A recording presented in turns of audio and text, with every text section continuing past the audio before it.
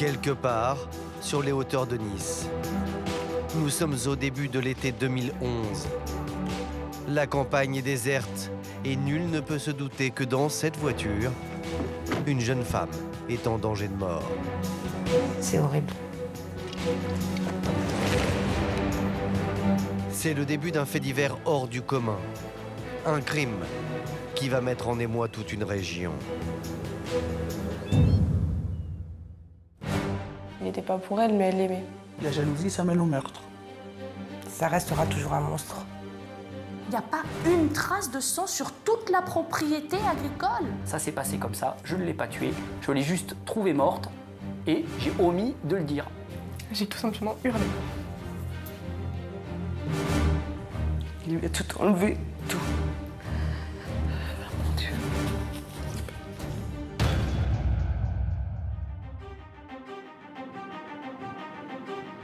Cagnes-sur-Mer, samedi 11 juin 2011.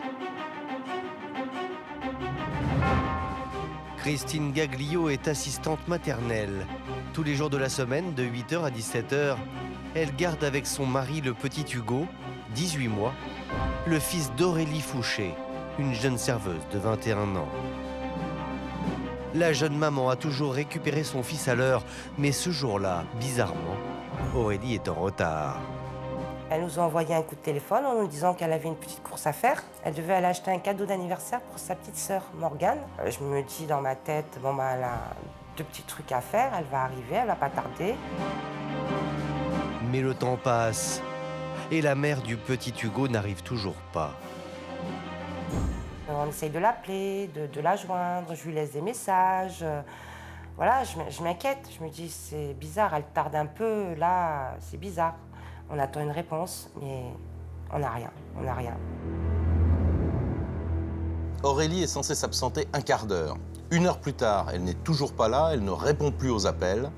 Pour la nounou, il y a vraiment un truc qui ne va pas. La nounou prévient immédiatement la mère d'Aurélie Fouché, Sylvie. Sylvie, c'est la patronne du Jams, le bar du centre-ville, où Aurélie travaille aussi. Et depuis 17h, heure à laquelle la jeune femme a fini son service, elle non plus n'a pas de nouvelles. Elle répond plus au téléphone, c'est pas du tout son genre, donc j'étais très inquiète. On s'angoisse, on se dit mais où elle est, pourquoi elle n'est pas là, on comprend pas, on comprend pas. L'inquiétude grandit d'autant plus qu'Aurélie est une mère poule qui n'aurait pour rien au monde abandonné son fils. Hugo, elle aurait jamais laissé Hugo. Elle serait jamais partie sans son fils, en laissant son fils. Aurélie n'aurait jamais fait ça. À 21h30, toujours sans nouvelles de sa fille, la mère d'Aurélie décide de fermer le bar et d'aller alerter les forces de police. La mère d'Aurélie Fouché va se présenter au commissariat de Cagnes-sur-Mer pour signaler donc en pleine nuit qu'elle n'a plus aucune nouvelle de sa fille. Je leur explique voilà, la situation, que ma fille serait jamais partie. Il n'y avait aucune raison qu'elle s'en aille comme ça, et elle l'a jamais fait. Les policiers prennent les craintes de Sylvie très au sérieux. Immédiatement, nos collègues vont lancer un environnement de cette demoiselle, essayer de la localiser. Les policiers vont fouiller l'appartement d'Aurélie, ils vont interroger les voisins, ça ne donne rien. Et force est de constater que de toute la nuit, personne n'aura de nouvelles de la jeune mère de famille.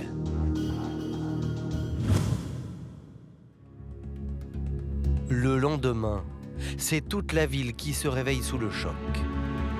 Car à Cagnes-sur-Mer, Aurélie, la jeune serveuse du Jams, est connue et très appréciée. On la connaît à Cagnes-sur-Mer.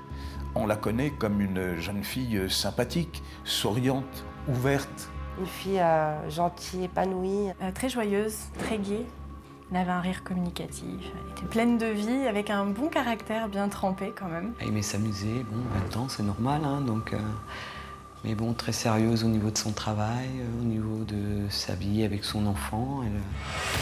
Du coup, très rapidement, une mobilisation sans précédent s'organise pour retrouver Aurélie.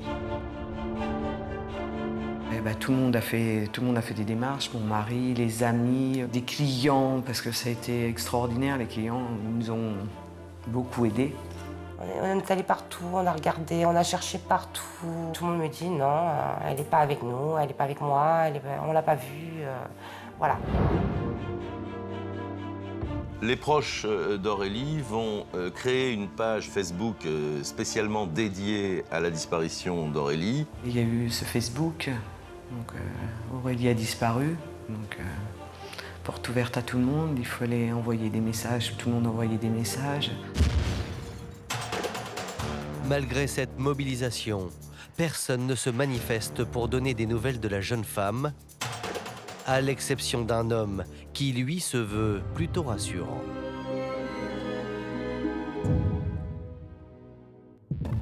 En effet, quelques heures après la disparition, Christine, la nounou, reçoit un texto sur son portable. Il provient de l'ancien compagnon d'Aurélie, un certain Éric Corniglion, le père du petit Hugo. Le voici sur cette photo. Et voici ce que le jeune homme écrit. Là, il me dit « Bonjour, excuse-moi de te déranger. Elle vient de m'appeler à l'instant. Elle rentre lundi, dans l'après-midi, et qu'il ne faut pas se faire du souci. J'ai pas réussi à la faire plus parler. Fais un bisou au petit. » Voilà le texto qu'il m'envoie. Si l'on en croit ce message de l'ex-compagnon d'Aurélie, la jeune femme aurait donc soudainement décidé de partir en week-end sans prévenir son entourage. Alors que tout le monde la recherche, Éric Corniglion, lui, affirme que tout va bien, alors qu'elle a tout plaqué, son boulot, sa famille, son enfant, et là, la nounou hallucine. Et donc ce message qui se voulait rassurant va provoquer l'effet contraire. C'était improbable qu'elle fasse une chose pareille. C'était pas possible.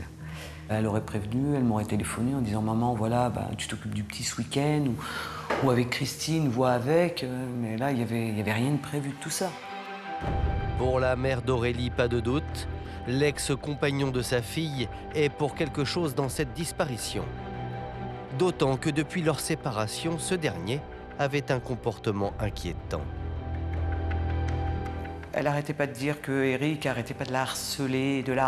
C'est vrai qu'il appelait souvent au téléphone et pendant son travail, ses heures de travail, il était tout le temps là, tout le temps à passer, à regarder, à venir chez elle à l'improviste.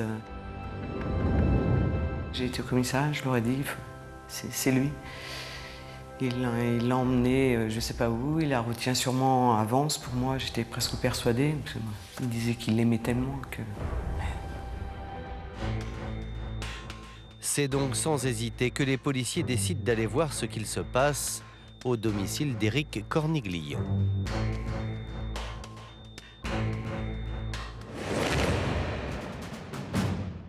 Éric Corniglion a 24 ans. Agriculteur de père en fils, le jeune homme vit à Vence, dans une petite maison, à quelques kilomètres de l'exploitation de ses parents. Bonjour monsieur, police.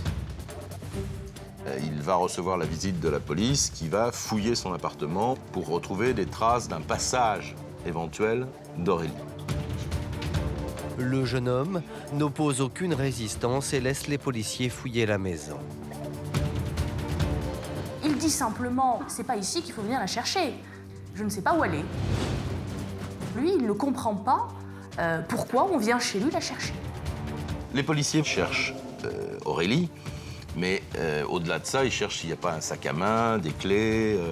Ils font véritablement une perquisition approfondie. Apparemment, le jeune homme dit vrai. Il n'y a aucune trace d'Aurélie dans la maison.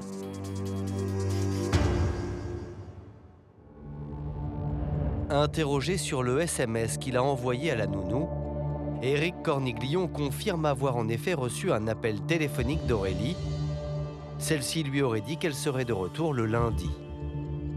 Mais face aux policiers, le jeune homme va ajouter un détail plutôt inquiétant. Son ex-compagne avait l'air de parler sous la contrainte. Voici ce qu'il déclare exactement. Alors que je lui demandais où elle était, ce qu'elle faisait, j'entendais en fond des voix masculines qui ont rigolé quand elle a dit lundi soir. J'ai eu l'impression dans la voix d'Aurélie qu'elle avait peur.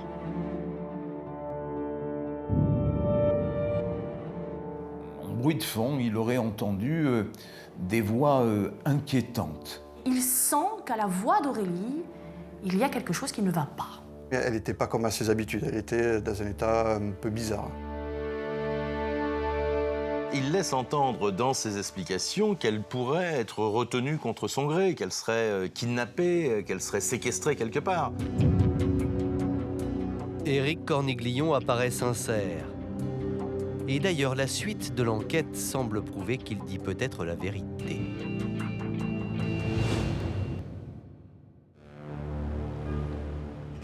En effet, en épluchant les relevés téléphoniques d'Éric Corniglion, les policiers retrouvent la trace d'un appel en numéro masqué. Il reçoit bien un appel à 20h28 ce soir-là d'un numéro qui n'est pas un de ses familiers. Un appel d'un numéro anonyme qui dure 1 minute et 29 secondes. Vu la date et l'heure, cela pourrait être un appel d'Aurélie. Alors, la jeune femme aurait-elle été enlevée? Et parlait-elle sous la contrainte? Pour nous, c'est effectivement pas une disparition inquiétante. On est sur quelque chose de beaucoup plus grave. Notre propos, c'est de faire le plus vite possible, puisque si la personne est retenue, il faut qu'on la retrouve, avant qu'il puisse arriver quelque chose de plus grave. Qui pourrait bien séquestrer Aurélie? Et surtout, pourquoi? Les policiers ont peut-être la réponse à cette énigme, car ils vont découvrir que la jeune femme a par le passé été mêlée sans le vouloir à une affaire criminelle. 3 ans en arrière, Aurélie Fouché a identifié des braqueurs extrêmement violents. Et son témoignage a conduit à l'arrestation des 10 braqueurs et à leur incarcération. C'était en novembre 2008. En plein centre-ville de Cagnes-sur-Mer, une bijouterie est victime d'un vol à main armée. Seul témoin du drame, Aurélie, qui a permis d'en identifier les auteurs. Alors les policiers se demandent si la jeune femme n'est pas victime de représailles. On peut se poser la question de savoir s'il n'y a pas un lien entre cet appel téléphonique extrêmement curieux et ce témoignage d'Aurélie Fouché qui a permis l'arrestation de 3 braqueurs violents. Il faut donc faire vite.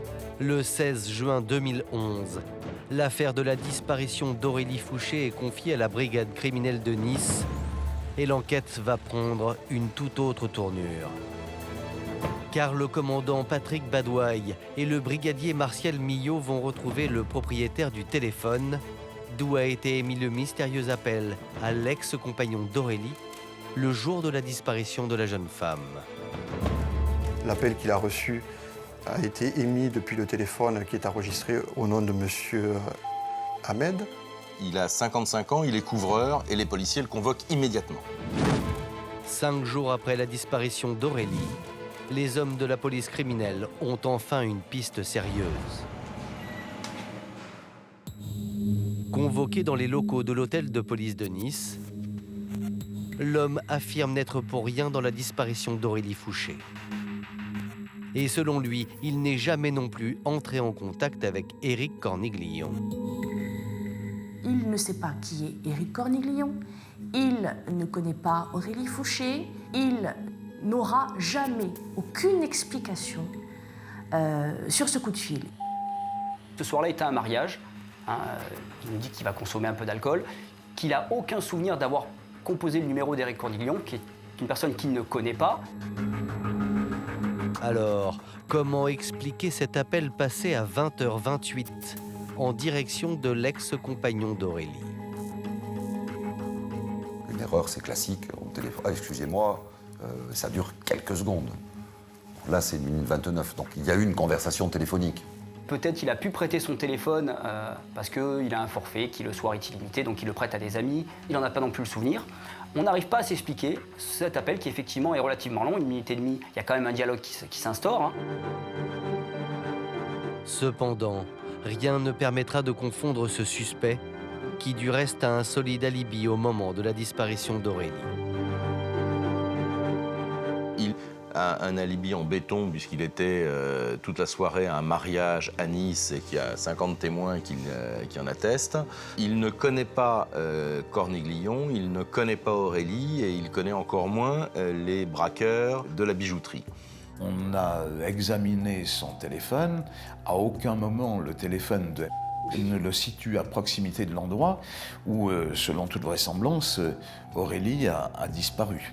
Au bout de 48 heures, la piste, pour nous, elle n'a plus de réalité. On est certain que ce monsieur n'a aucune part dans la disparition d'Aurélie. Si cette piste est abandonnée, pour autant l'enquête progresse. Car les policiers s'intéressent de près à quelqu'un qui, depuis le début, les mène en bateau, un homme qui connaît très bien Aurélie. Et pour cause. Méthodiquement, les hommes de la brigade criminelle ont reconstitué l'emploi du temps d'Aurélie le jour de sa disparition. Ce samedi 11 juin, il est 16h45 lorsque la jeune femme part du Jams à la fin de son service. Quelques minutes plus tard, elle appelle Christine, la nourrice de son fils, pour lui dire qu'elle a une course à faire. Il est 16h50. Ensuite, plus d'appels ni de réponse de la jeune femme sur son portable. Mais les policiers ont un atout. Les caméras de vidéosurveillance placées sur les voies publiques de Cagnes-sur-Mer. Nous nous sommes procuré ces images sur lesquelles on reconnaît très clairement le véhicule d'un homme. On va s'apercevoir qu'à ce moment-là, Éric Corniglion se trouvait lui aussi à Cagnes-sur-Mer. Sur cette photo, enregistrée par la caméra à 16h51, la voiture d'Éric Corniglion est garée à seulement quelques rues du bar où Aurélie travaille. Et ce n'est pas tout. On a effectivement trouvé des images d'Aurélie, sachant qu'Aurélie, le jour de sa disparition, porte un haut rouge, un petit haut rouge à capuche. 7 minutes plus tard, à 16h56, on distingue nettement la silhouette d'Aurélie qui marche en direction de la voiture d'Éric Corniglion.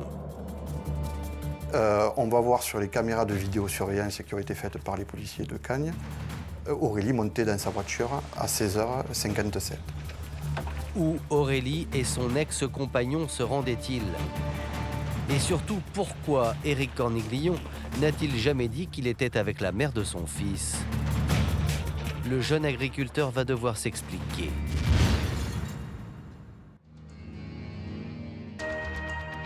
Le 13 juin 2011, Éric Corniglion est convoqué par les hommes de la brigade criminelle de Nice. Et face aux enquêteurs, le jeune homme reconnaît avoir vu Aurélie le jour de sa disparition. Il aurait rencontré Aurélie dans l'après-midi du samedi. Ils avaient prévu de faire ensemble des courses. Ils souhaitent aller acheter des vêtements pour Hugo. Voici ce que déclare Éric Corniglion. Je vous précise qu'avant de monter dans mon véhicule, Aurélie a reçu un coup de téléphone. Elle ne semblait pas dans son état normal. Je lui ai demandé ce qui n'allait pas et elle ne m'a pas répondu.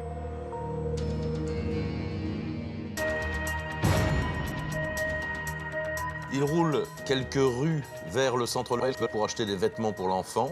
Et là, subitement, d'après Éric Corniglion, Aurélie aurait changé d'avis. Elle regarde son téléphone et elle lui dit « Laisse-moi là, je veux descendre ». Elle va dire à Éric Corniglion « Arrête-toi immédiatement, dépose-moi ici, laisse-moi, je ne pars plus avec toi ». Elle a changé d'avis en me demandant de la laisser chemin des roseaux, car un ou son copain devait venir la chercher. Elle était plutôt blanche. Lui, il ne va pas être curieux, il ne va pas poser de questions. Donc il la laisse sur le bord de la route, alors qu'il est toujours à Cagnes-sur-Mer.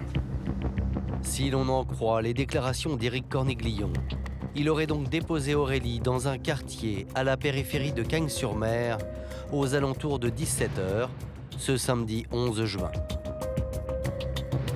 Puis, il serait reparti en direction de Vence pour rejoindre l'exploitation agricole de ses parents.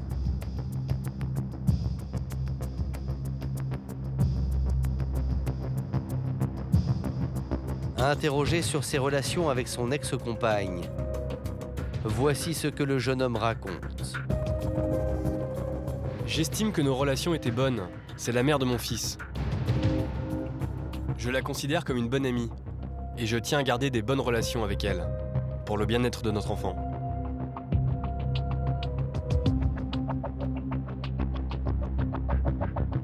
Lorsqu'il est entendu par la police, Éric Cornéglion affirme aux policiers droit dans les yeux qu'ils sont restés en excellents termes, que c'est la mère de son fils, et bien évidemment qu'il ne leur fera jamais de mal.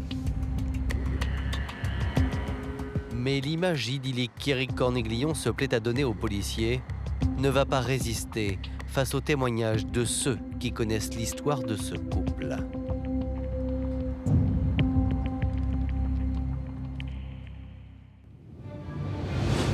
Éric rencontre Aurélie 2 ans plus tôt, c'était en janvier 2009. Et immédiatement le courant passe entre les deux jeunes gens, c'est même l'amour fou. C'est le coup de foudre. Elle avait tout pour elle, elle était belle, jolie, gentille. Aurélie a d'ailleurs été la seule femme qu'Éric ait jamais aimée. C'est celle dont il a tatoué le prénom sur son bras. Elle était bien avec lui au début, elle était amoureuse. Il y a incontestablement de l'amour. Et un amour partagé, un amour réciproque. C'était un garçon gentil, sympa. Il était attentionné, il l'a traitée comme sa princesse. J'avais même dit à Aurélie, tu vois, il est sympa, il a l'air d'être bien. Ils se sont mis tout de suite ensemble. Au bout de 3 mois où ils étaient ensemble, elle est tombée enceinte. Ça a été très rapide. Ah, deuxième face, double face. Quand elle est tombée enceinte, ça a été terminé. D'après les proches d'Aurélie, à la naissance du petit Hugo, le conte de fées vire au cauchemar. Elle était amoureuse, comme elle disait, mais petit à petit, elle se rendait compte qu'il n'était pas vraiment pour elle, quoi. Il était vachement sauvage, brutal. Alors, vis-à-vis des femmes... Pour lui, la femme a une place à la cuisine et à s'occuper du linge, pendant que lui est sur le tracteur en train de s'occuper des champs. Et elle, qui n'a pas vécu à la campagne, qui n'est pas une fille de la terre, a trouvé le régime un petit peu brutal. Éric serait alors devenu possessif, jaloux et même tyrannique. Les rares fois où on s'appelait, où on se parlait au téléphone, c'était...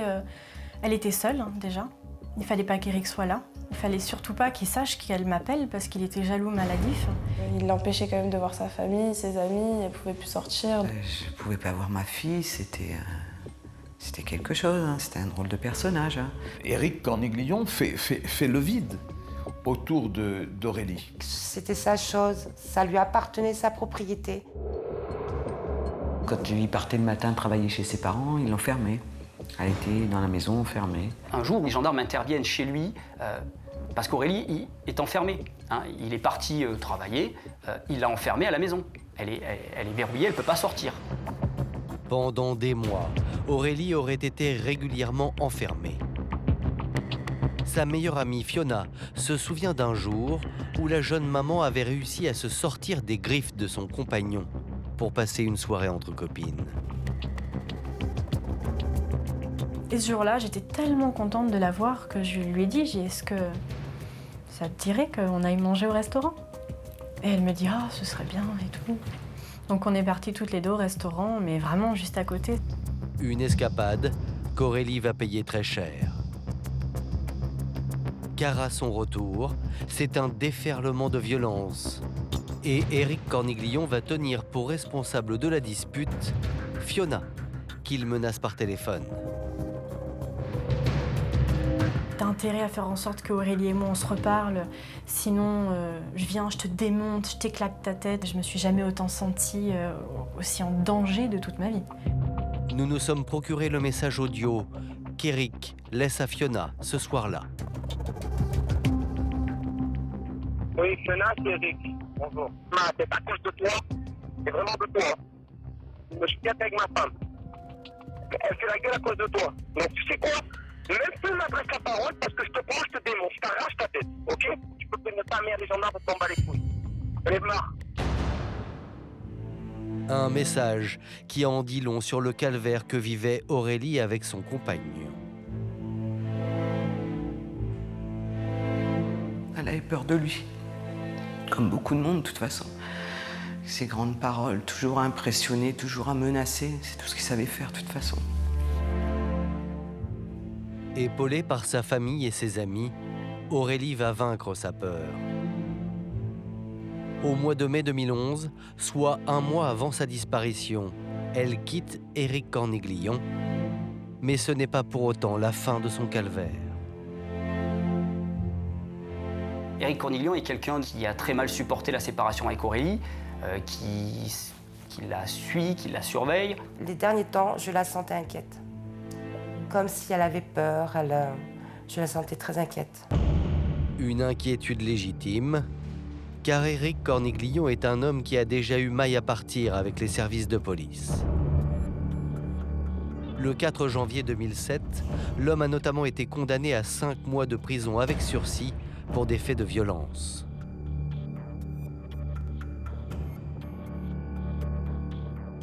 Un jour, il avait eu une altercation avec l'ex-petit ami d'Aurélie Fouché et que lors de la bagarre, il y avait sauté dessus, il avait bouffé l'oreille.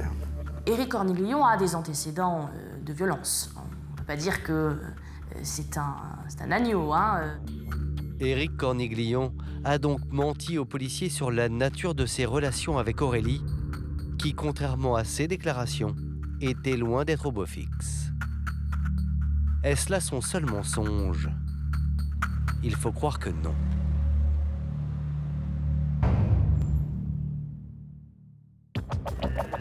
Souvenez-vous, le samedi 11 juin, comme le montre la vidéosurveillance, Éric Corniglion a récupéré Aurélie vers 17h à Cagnes-sur-Mer. L'homme affirme l'avoir déposée quelques rues plus loin. Or, d'après les images issues d'une autre caméra, c'est tout simplement impossible. On s'aperçoit que contrairement à ce qui a été indiqué par Éric Corniglion, Aurélie n'est pas descendue de la voiture dans une rue de Cagnes-sur-Mer. En effet, les enquêteurs vont retrouver la trace d'Aurélie un peu plus loin, dans la commune de Villeneuve-Loubet. On va en arriver en disséquant, parce qu'on ne peut pas utiliser un autre mot, la vidéo des caméras de Villeneuve-Loubet, à avoir une image sur 1 seconde où on s'aperçoit que dans la voiture d'Éric Corniglion, il y a un vêtement rouge côté passager, à l'avant.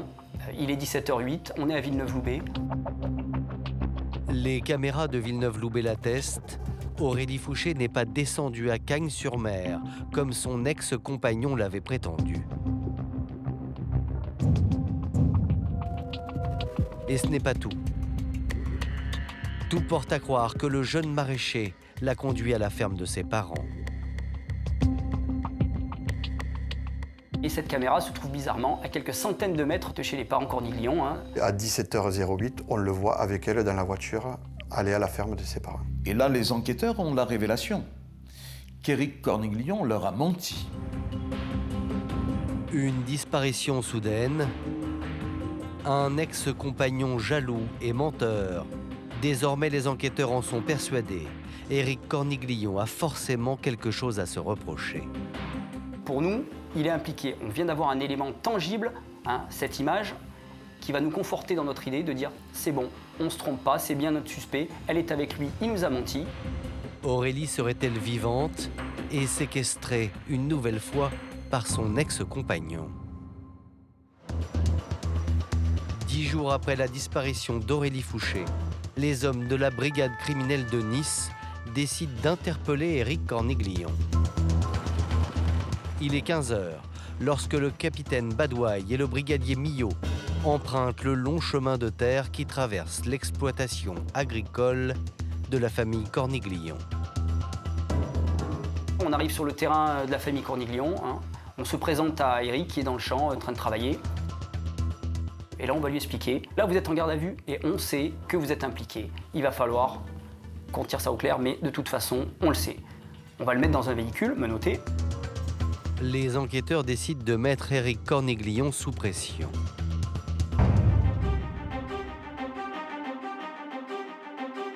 Et quand on le met dans la voiture, Éric Corniglion nous demandait pourquoi on ne quitte pas immédiatement les lieux. Et là, on va lui expliquer puisqu'on le sait impliqué, maintenant, on va déclencher des choses encore plus importantes. On lui dit qu'on va faire des recherches, qu'on va fouiller, qu'on va faire des perquisitions, qu'on va lui prendre son véhicule.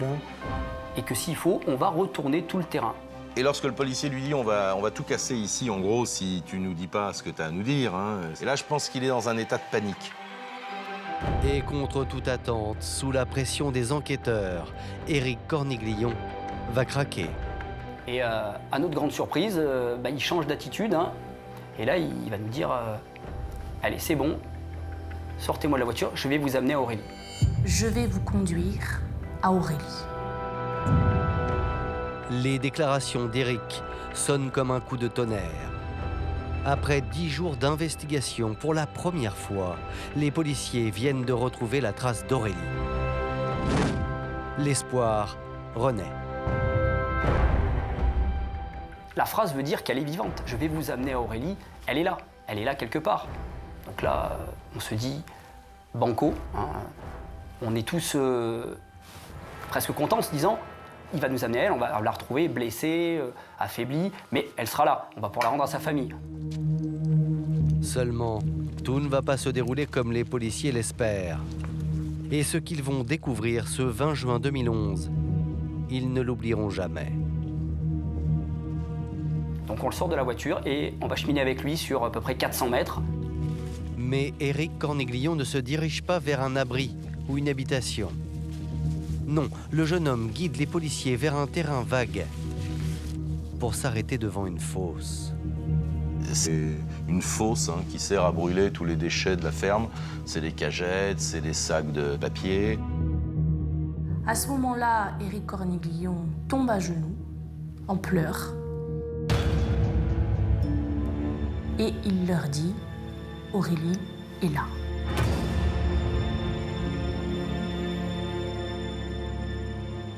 Et quand il tombe à genoux, là on ressent une très forte odeur, une odeur pestilentielle, alors qu'on est dans un champ, une odeur de chair en décomposition. Et là, ça y est, on sait que c'est terminé, on sait que si elle est là, c'est terminé.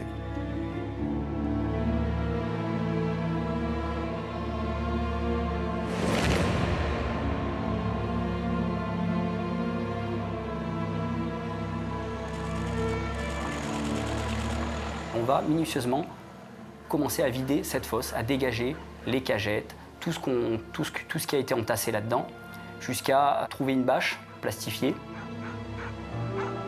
Et dans cette bâche, on trouve un corps. C'est Aurélie, puisqu'elle a son débardeur rouge qu'on voit très bien.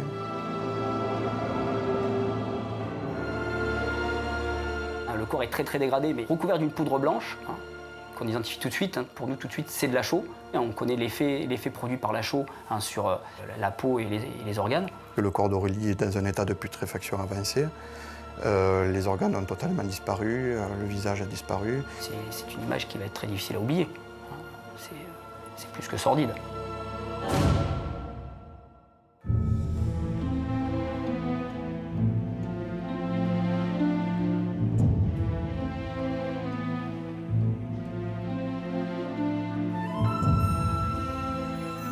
Policiers qui viennent, qui ont découvert le corps d'Aurélie et qui viennent, qui me disent voilà, on a retrouvé votre fille.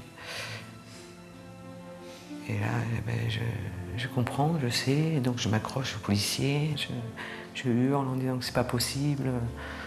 Voilà, de quel droit? De quel droit? Il n'y a personne qui a le droit de faire ça.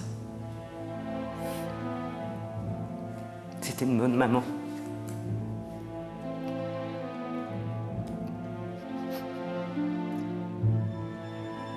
Il lui a tout enlevé, tout. Mon Dieu.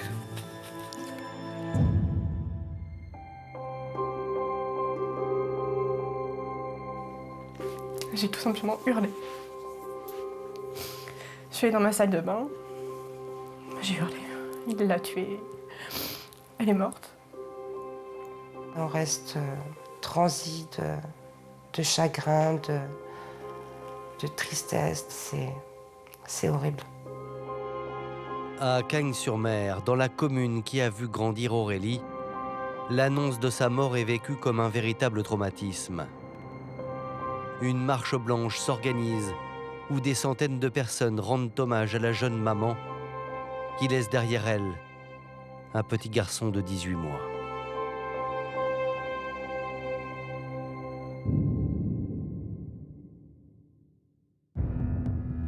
Placé en garde à vue, aussi étrange que cela puisse paraître, Éric Corniglion clame son innocence. Il va nous dire, mais attendez, vous vous trompez, pourquoi vous voulez que j'ai fait du mal à Aurélie? C'est pas vrai, c'est pas moi, c'est le crime d'un rôdeur. On veut m'accuser de quelque chose que je n'ai pas fait. Je suis innocent. J'aimais Aurélie et je l'aime encore. Je ne veux pas payer pour quelqu'un d'autre. Éric Corniglion nie tout en bloc et se mure dans le silence. Là, changement d'attitude, Éric Corniglion nous indique qu'il ne veut pas répondre aux questions qui lui sont posées. Il va vouloir répondre à aucune question. Il va nous dire que de toute façon, il en a le droit et qu'il ne nous dira plus rien. Et il va rester dans le silence tout le long de la garde à vue. À l'issue de sa garde à vue, Éric Corniglion est placé en détention provisoire. Les enquêteurs ne le savent pas encore, mais ils ne sont pas au bout de leur peine, car l'homme est loin d'avoir révélé tous ses secrets.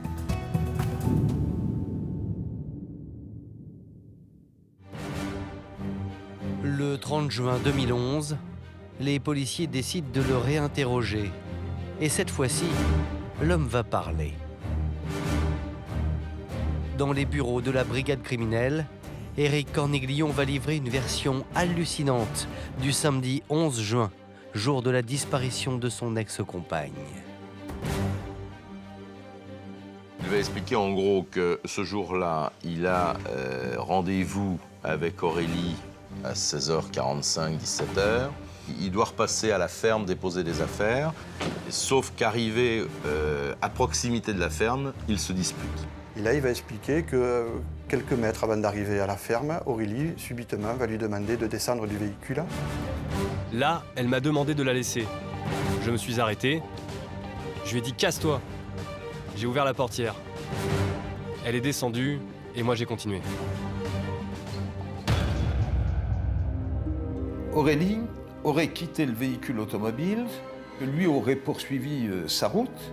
Selon Éric Corniglion, il aurait donc laissé Aurélie devant la ferme de ses parents, puis serait parti aider son père sur l'exploitation. Monsieur Corniglion gare sa voiture, il sort de sa voiture et vient immédiatement rejoindre son père, qui est en train de récolter les courgettes pour l'aider. Il doit y rester peut-être une demi-heure, et puis il s'en va, il rentre chez lui. Mais à son domicile, inquiet, Éric ne réussit pas à trouver le sommeil. Tard dans la nuit, il serait alors retourné à la ferme.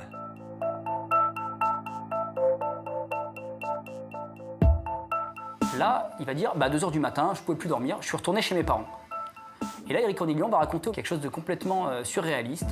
Il explique qu'il fait des grands zigzags avec sa voiture, et plein phare, comme s'il était à la chasse au renard, pour braconner. Zigzaguer avec sa voiture pour essayer de trouver des renards. Et que là, il va s'apercevoir qu'il y a quelque chose sur le côté de la route, il va s'arrêter. Et à ce moment-là, à 25 mètres du portail de l'exploitation familiale, Il découvre le corps d'Aurélie sans vie.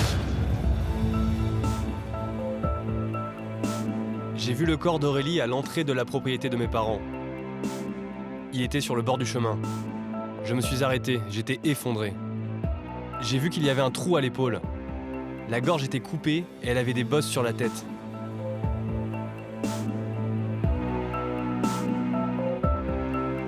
Il va s'apercevoir qu'elle a des bosses sur le crâne, qu'elle a eu la gorge tranchée.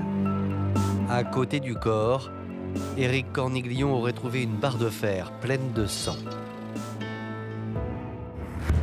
Par peur d'être accusé, l'homme aurait ensuite décidé de cacher le corps de son ex-compagne.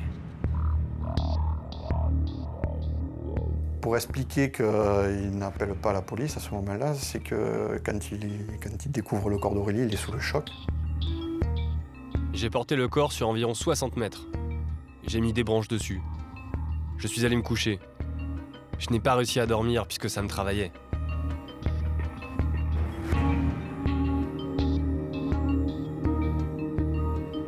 Éric raconte ensuite que le lendemain, il serait revenu à la ferme de ses parents. Il sait qu'il va être le premier à être accusé parce que tout le monde sait qu'ils ont eu dans le passé une relation tumultueuse. Donc, pour ne pas être impliqué, il va venir chercher le corps avec la remorque. Il va venir avec le tracteur et la remorque, charger le corps dans une bâche et après aller l'enterrer sur le terrain pour qu'elle reste près de lui. Il veut la garder près de lui. Pour lui, elle n'est pas morte. Après avoir recouvert le corps de chaux, Éric Corniglion aurait volontairement jeté tous les éléments qui pourraient l'incriminer. Il jette le portable d'Aurélie dans la rivière et cache la barre de fer derrière un hangar. Seulement, cette version des faits résonne comme un mensonge supplémentaire de la part de l'ex-compagnon d'Aurélie Fouché. Ça s'est passé comme ça, je ne l'ai pas tuée, je l'ai juste trouvée morte et j'ai omis de le dire. Et elle aurait été tuée par un individu qui l'aurait laissée là, sur les terres de ses parents. Très honnêtement, personne n'y croit à cette version. Mais Éric Corniglion va trouver un allié de taille pour conforter sa version, en la personne de son père.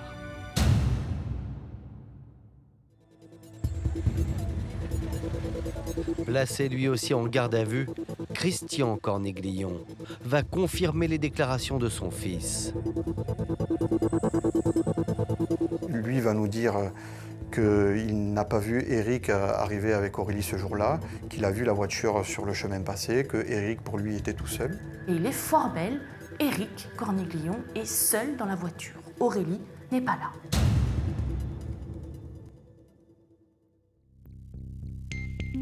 Le corps d'Aurélie Fouché est transporté à l'Institut médico-légal pour y être autopsié. Les enquêteurs espèrent en apprendre un peu plus sur les circonstances de la mort de la jeune femme. L'autopsie, malheureusement, ne va rien révéler. Le corps a atteint un tel degré de décomposition que les experts n'ont pas réussi à trouver la cause de la mort. Où et comment Aurélie est-elle morte? Les policiers retrouvent la fameuse barre de fer jetée par Éric Corniglion et tout porte à croire qu'elle serait bien l'arme du crime. Cette barre, les analyses génétiques vont nous prouver que le sang et les cheveux qu'on trouve dessus sont bien ceux d'Aurélie. Ça confirme qu'effectivement, elle a été frappée avec cette barre. Éric Corniglion aurait-il tué Aurélie à coups de barre de fer dans la ferme de ses parents? Les policiers ont beau chercher, ils n'en ont pas la preuve. Il n'y a pas une trace de sang sur toute la propriété agricole. Ils n'arrivent pas à expliquer pourquoi ils ne parviennent pas à retrouver la moindre trace de sang. Si les hommes de la police judiciaire ont la conviction qu'Aurélie est bien morte sous les coups de son ex-compagnon, aucune preuve matérielle ne vient étayer leur hypothèse.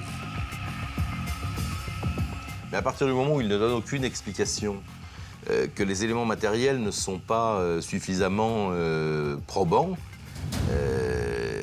on est dans un espèce de flou artistique complet. Et c'est un nouveau témoignage qui va venir faire basculer l'enquête.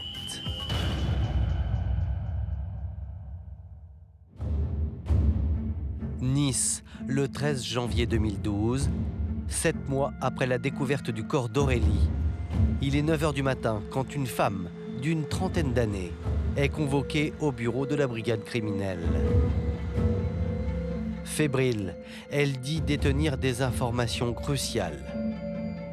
Cette femme, la voici, elle a 35 ans. C'est la propre sœur d'Éric Corniglion. Face aux policiers, elle va raconter une histoire à peine croyable.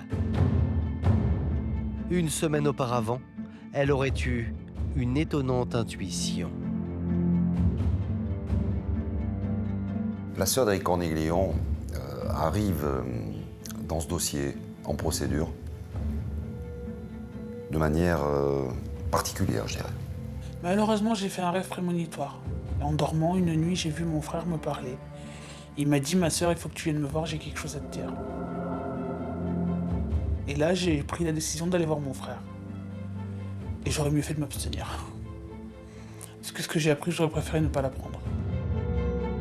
Le lendemain, elle explique s'être rendue au parloir de la prison de Grasse pour voir son frère, Eric. Et j'ai dit, maintenant je veux savoir, est-ce que c'est toi qui as fait ça? Et là, il se lève, il tombe comme un lion en cage et il se met à quatre pattes. Et il me dit, je vérifie qu'il n'y ait pas de micro.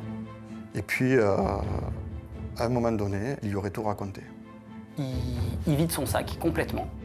Eric lui explique dans quelles conditions il a tué Aurélie et il a tenté de faire disparaître son corps. Contre toute attente, Éric Corniglion aurait livré à sa sœur ce qu'il se serait réellement passé ce samedi 11 juin à 17h30. Il me raconte qu'il est allé chercher Aurélie chez elle, il me raconte qu'ils étaient partis pour acheter des vêtements pour Hugo. Sous un prétexte fallacieux, il l'a amené chez ses parents. Il lui explique qu'il a dû oublier son portefeuille ou qu'il a quelque chose à déposer. Éric Corniglion lui propose d'aller voir les cochons. Elle refuse cette proposition parce que ça ne l'intéresse pas, elle a autre chose à faire. Et là, une dispute éclate. Il se serait emporté. Et Aurélie n'a pas voulu sortir, donc il a sorti de force. Et là, il s'empare d'une barre de fer, il lui en colle un grand coup sur la tête, une première fois. Et elle serait tombée par terre et elle aurait crié, elle se serait relevée. Il aurait retapé une deuxième fois, elle aurait crié encore plus fort. Et là, soi-disant, pour pas que mon père il l'entende, il aurait tiré les cheveux en arrière et avec un opinel, il aurait égorgé comme un vulgaire animal. Il va l'égorger comme on égorge un cochon. Éric Corniglion aurait alors enveloppé le corps d'Aurélie dans une bâche pour éviter que le sang ne se répande, avant de le déposer près d'un hangar sur un tas de tuiles cassées. Le lendemain matin, il va profiter de ce que ses parents sont occupés à d'autres tâches, l'un sous le hangar, l'autre qui s'occupe des lapins, pour aller récupérer le corps. Pour ce faire, il va prendre son tracteur et la remorque. Il va charger le cadavre d'Aurélie sur la remorque du tracteur. Ensuite, Éric aurait jeté le corps de la jeune femme dans la fosse à déchets avant de l'asperger de chaux vive pour, dit-il, accélérer la chose. J'ai mis de la chaux et j'ai jeté un mètre de détritus dessus. Et voilà, normal, comme si de rien n'était. La sœur d'Éric Corniglion est sous le choc. Son frère vient de lui avouer le meurtre d'Aurélie Fouché. Confrontée à un terrible dilemme, elle choisit alors de le dénoncer à la police. Je ne pouvais pas garder ça pour moi. Je n'allais pas gâcher ma vie pour quelque chose que je n'avais pas commis, pour une faute que mon frère a faite. C'était pas question que... Non, je voulais pas payer. On ne peut pas ôter la vie à quelqu'un, donc il faut payer pour ce qu'il a fait, il faut qu'il paye. Face aux révélations de sa sœur, Éric Corniglion nie tout en bloc et prétend être victime d'un coup monté. Éric Corniglion va toujours considérer que était en réalité guidée par la jalousie qu'elle éprouve à son égard, et ce depuis de nombreuses années. Et lui va aller jusqu'à dire que sa sœur est folle, qu'elle cherche à l'enfoncer, que c'est pour une question peut-être d'héritage. Enfin, il va aller très loin, Corniglion, là-dessus. Mais pour les policiers, les détails qu'elle a fournis sur la scène de crime rendent sa version plus que crédible. Elle n'a pas pu inventer des choses qu'elle nous a dites qu'elle ne pouvait pas savoir.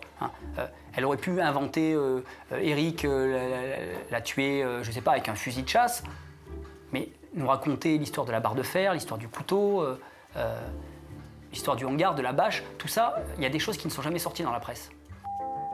Corniglion ne pouvait pas avoir accès au dossier, elle ne pouvait pas détenir ces informations. Pour les policiers, reste à savoir si Éric Corniglion a agi sur un coup de tête ou s'il nourrissait le désir de supprimer la mère de son enfant. L'homme aurait-il tout prémédité? Pour le moment, les enquêteurs n'en ont pas la preuve, mais un détail va tout changer.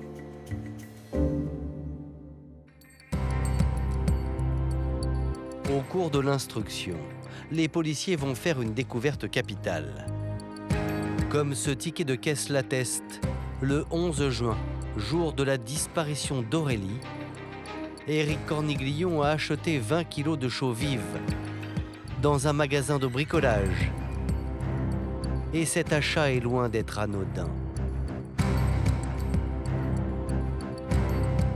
À 16h30, donc à peu près 20 minutes avant qu'Éric Corniglion ne prenne Aurélie en charge à Cagnes-sur-Mer, il passe à la caisse en achetant 20 kilos de chaux. Il ne l'achète pas n'importe quand, il l'achète 1 heure avant de la rencontrer. 1 heure avant de la voir. On sait qu'1 heure après, elle est déjà morte. Comment ne pas établir le lien entre l'acquisition de la chaux, le rendez-vous donné à Aurélie Fouché sur Cagnes-sur-Mer? Donc là, nous, on a un élément qui laisse à penser qu'Éric Corniglion a pu préméditer ce qu'il a fait, puisque, juste avant d'aller chercher Aurélie, il va acheter cette chaux. Les enquêteurs découvrent alors un homme méthodique et manipulateur. Et de fil en aiguille, on va remonter comme ça au fait qu'il ait appelé Aurélie plusieurs jours après, en lui laissant des messages sur son portable, avec une petite voix douce, « Ma chérie, où tu es? Tout le monde s'inquiète, réponds-moi, le petit te demande. » Voici le message qu'Éric Corniglion a laissé sur la boîte vocale d'Aurélie, alors qu'il savait pertinemment qu'elle était morte depuis 8 jours. Oui, c'est moi. On se fait tous du souci. T'es sur le journal, tout ça, donc s'il te plaît, rappelle. Fais-le au moins pour le petit, parce qu'il ne fait que t'appeler. T'es parti en vacances? Bon ben, à de suite. Il continue à la faire vivre avec des messages bidons. Alors qu'à ce moment-là, il sait qu'il l'a mise dans la fosse et qu'il a jeté son téléphone à la rivière. Il sait qu'elle est morte. Quel intérêt de l'appeler, outre que de donner des fausses pistes aux enquêteurs ou essayer de dégager sa responsabilité en disant « Mais non, vous dites que je peux être impliqué, mais regardez, moi j'ai essayé de l'appeler, j'ai essayé de la joindre. » Il a un vrai sens de la mise en scène, ce garçon.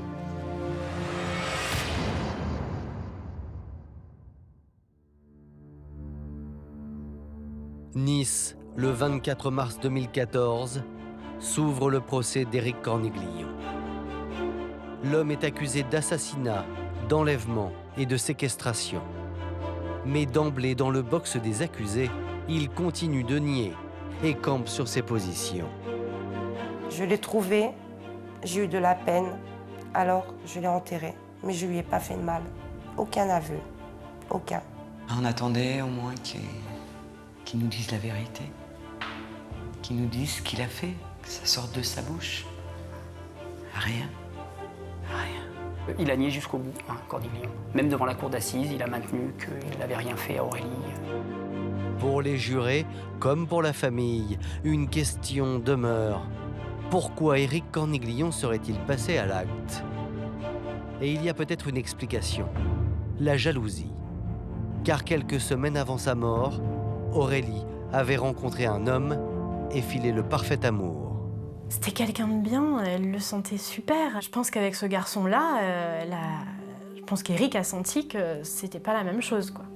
Et qu'il a senti le danger que ça puisse être peut-être un nouveau père pour Hugo, qu'il soit remplacé, tout simplement. Puisqu'elle n'était plus avec lui, il n'y avait pas de raison qu'elle soit avec quelqu'un d'autre. Éric Corniglion ne peut pas supporter l'idée qu'un autre homme que lui s'approche de l'enfant. Si Aurélie disparaît, c'est lui le père, c'est lui qui aura Hugo, c'est lui et ses parents. C'est un Corniglion. Après 5 jours d'audience, le verdict tombe. Éric Corniglion est reconnu coupable et condamné à 25 ans de réclusion criminelle, assorti d'une période de sûreté de 17 ans.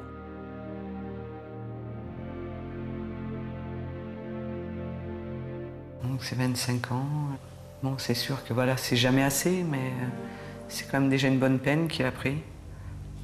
J'espère que ça le fera beaucoup réfléchir. Des fois, je me dis, à cause de moi, il va passer des années en prison, mais je me dis, il devait le savoir. Quand on ôte la vie à quelqu'un, on sait ce qui nous attend. On sait bien qu'on passe pas au travers de la justice.